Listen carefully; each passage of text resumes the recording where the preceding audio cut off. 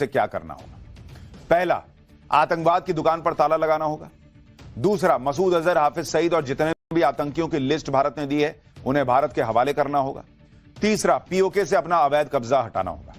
यह सब करके पाकिस्तान भारत के कहर से बच सकता है। केंद्रीय मंत्री जी किशन रेड्डी पाकिस्तान को यही कह रहे हैं, सुनिए एक बार।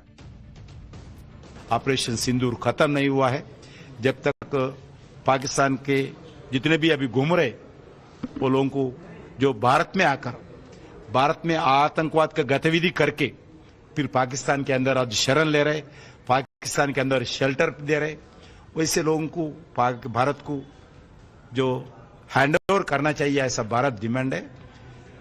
यही नंबर 1 डिमांड है। उसके अलावा पीओके भी छोड़ना चाहिए।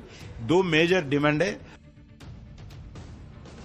इधर पाकिस्तान ये सोच रहा है कि भारत के कहर से बचना कैसे, उधर भारत में इंडी गठबंधन ये प्लान बना रहा है कि कैसे ऑपरेशन सिंदूर का क्रेडिट पीएम मोदी को ना मिल जाए।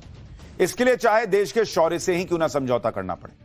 आप समाजवादी पार्टी के मुखिया अखिलेश यादव को सुन लीजिए, जो बीजेपी की तिरंगा यात्रा पर कह रहे हैं कि जश्न जीत का होना चाहिए, सीज फायर का नहीं। जश्न जीत का होना चाहिए, सीज का नहीं। और हमारे देश के लिए शांति सबसे सर्वोपरि है,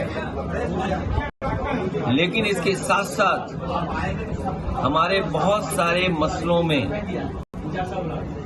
दूसरे देश इंटरफेयर न करें, वही हमारे संविधान और हमारे लोकतंत्र की सबसे बड़ी पहचान रही है।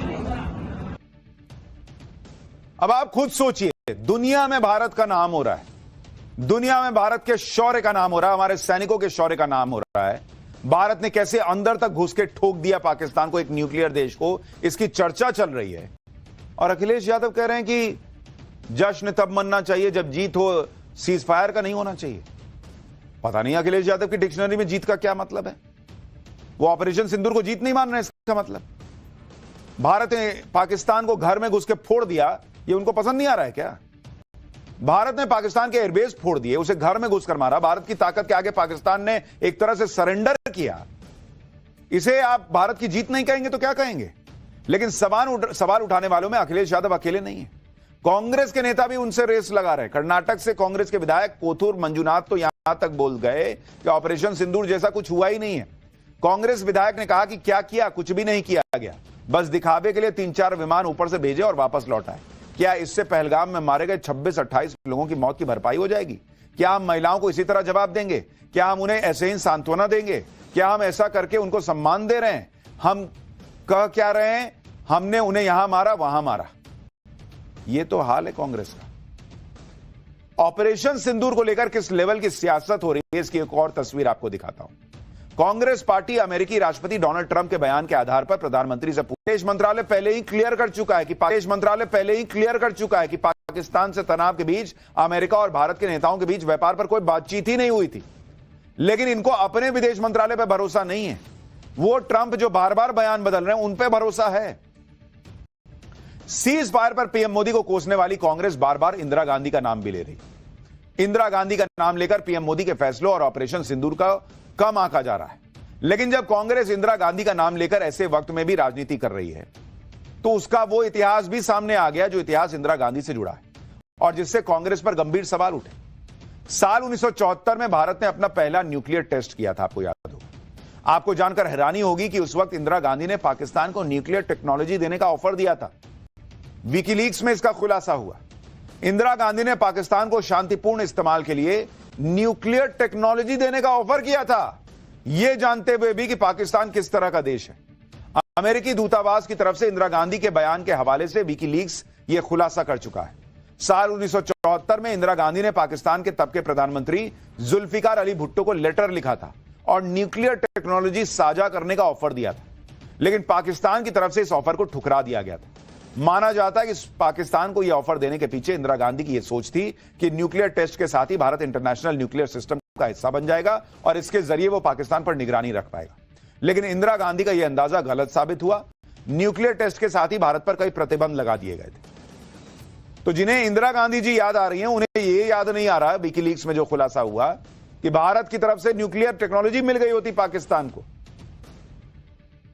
जो कांग्रेस आज पीएम मोदी पर सवाल उठा रही है वो शायद ये भी भूल गई कि कैसे बलूचिस्तान के मुद्दे पर साल 2009 में तब के प्रधानमंत्री मनमोहन सिंह ने बड़ी गलती कर दी थी। साल 2009 में मिस्र के शर्म अल शेख में मनमोहन सिंह और पाकिस्तान के तब के प्रधानमंत्री यूसुफ रजा गिलानी के बीच बातचीत हुई थी। 16 जुलाई 2009 को जारी दोनों नेताओं के साझा बयान में पहली बार बलूचिस्तान का जिक्र आया था और यह भारत के लिए बड़ी हार थी, क्योंकि पाकिस्तान सालों से माहौल बनाता रहा है कि बलूचिस्तान में जो हिंसा हो रही है उसके पीछे भारत है, और पाकिस्तान का यह आरोप अब साझा बयान में आ गया था। यही भारत से बड़ी भूल हो गई थी, क्योंकि वो मौका था जब भारत को पाकिस्तान से मुंबई हमले का हिसाब लेना था। लेकिन पाकिस्तान बातचीत में बलूचिस्तान का मुद्दा जॉइंट स्टेटमेंट में ले आया, दुनिया को मैसेज दिया कि भारत भी उसके यहां आतंकवाद फैला रहा है। इतना ही नहीं, नवंबर 2008 में पाकिस्तान के आतंकियों ने मुंबई पर हमला किया और उसके करीब 8 महीने बाद मनमोहन सिंह पाकिस्तान से बातचीत कर रहे थे। पाकिस्तान से डोजियर आदान प्रदान चल रहा था, साझा बयान जारी हो रहे थे जिसमें भारत की तरफ से ब्लंडर कर रहे थे, जबकि भारत का स्टैंड यह होना चाहिए था कि पाकिस्तान के साथ तब कोई बात नहीं होगी जब तक वो मुंबई हमले के दोषियों पर एक्शन नहीं लेता। आप सोचिए, उस ज्वाइंट स्टेटमेंट में दोनों नेता इस बात पर राजी हुए थे कि दोनों देशों के लिए आतंकवाद सबसे बड़ा खतरा है। दोनों नेताओं ने यह संकल्प लिया था कि वो आतंकवाद को खत्म करने के लिए एक दूसरे का सहयोग करेंगे। किस बात का सहयोग करोगे भाई? आपने तो यह मान लिया कि इसका मतलब पाकिस्तान जो है वो पीड़ित देश है।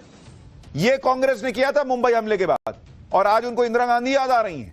आज इन लोगों को जो है वो सीज फायर में मजा नहीं आ रहा है। पाकिस्तान में घर में घुस के ठोक दिया, इन लोगों को जीत नहीं दिख रही है। इतना ही नहीं, उस बयान में मनमोहन सिंह ने पाकिस्तान से मुंबई हमले के आतंकियों पर कार्रवाई करने को कहा, तो पाकिस्तान ने उन्हें भरोसा दिया कि उनसे जितना संभव होगा वो करेंगे। पाकिस्तान के प्रधानमंत्री ने उस वक्त मनमोहन सिंह को मुंबई हमले की जांच के लिए एक अपडेटेड डोजियर सौंपा और मनमोहन सिंह से अतिरिक्त जानकारी मांगी, जिस पर मनमोहन सिंह ने कहा कि वो इसका रिव्यू करेंगे। मतलब वो ये माने बैठे थे कि पाकिस्तान अपने यहां के आतंकी जो उसने खुद भेजे उन पर एक्शन लेगा। ये मनमोहन सिंह थे, ये कांग्रेस की सरकार थी जिन्हें घर में घुस के ठोक दिया, तो सीज फायर क्यों किया, ये क्यों किया, वो क्यों किया, आज सवाल पूछ रहे हैं। कहानी यहां भी खत्म नहीं हुई। दोनों नेताओं ने यह भी तय किया कि वो आतंकवाद के मुद्दे पर रियल टाइम और पुख्ता जानकारी साझा करेंगे। मतलब जो देश आतंकवाद फैला रहा है, कांग्रेस की यूपीए की सरकार मान रही थी कि वो उनको बताएगा कि कब मेरे आतंकी आने वाले हैं, सुनिए हम भेज रहे हैं।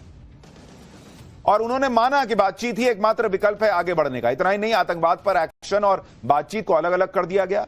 मनमोहन सिंह ने कह दिया कि वो पाकिस्तान के साथ सभी मुद्दों पर चर्चा करने को तैयार हैं, जिसमें पिछले मुद्दे भी शामिल हैं।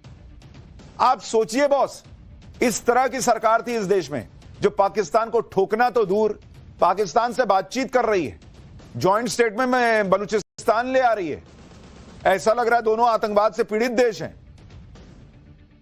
पाकिस्तान का कॉलर पकड़कर उससे आतंकवाद पर जवाब मांगने की बजाय उसके साथ बातचीत बढ़ाने की बातें करने वाले लोग आज पूछ रहे हैं कि सीज फायर क्यों किया। इधर कांग्रेस राजनीति कर रही है, उधर पीएम मोदी देखिए जो कर रहे हैं वो आपको चौंका देगा। पाकिस्तान को ग्लोबल लेवल पर एक्सपोज करने के लिए भारत अलग अलग देशों में अपने सांसद भेजने जा रहा है। सांसदों के इस दल में अलग अलग पार्टी के नेता होंगे। ये सांसद भारत की राजनीतिक एकता का संदेश तो देंगे ही, साथ ही आतंकवाद के मुद्दे पर पाकिस्तान को एक्सपोज करेंगे। 22 या 23 मई से ये सांसद अलग अलग देशों में जाएंगे, आतंकवाद के खिलाफ भारत के युद्ध के बारे में बताएंगे। और इस डेलीगेशन में कांग्रेस के नेता भी होंगे कहा जा रहा है। टीएमसी, डीएमके, शरद पवार की एनसीपी, बीजेडी, सीपीआईएम जैसी पार्टियों के अलावा कुछ और पार्टियों के नेता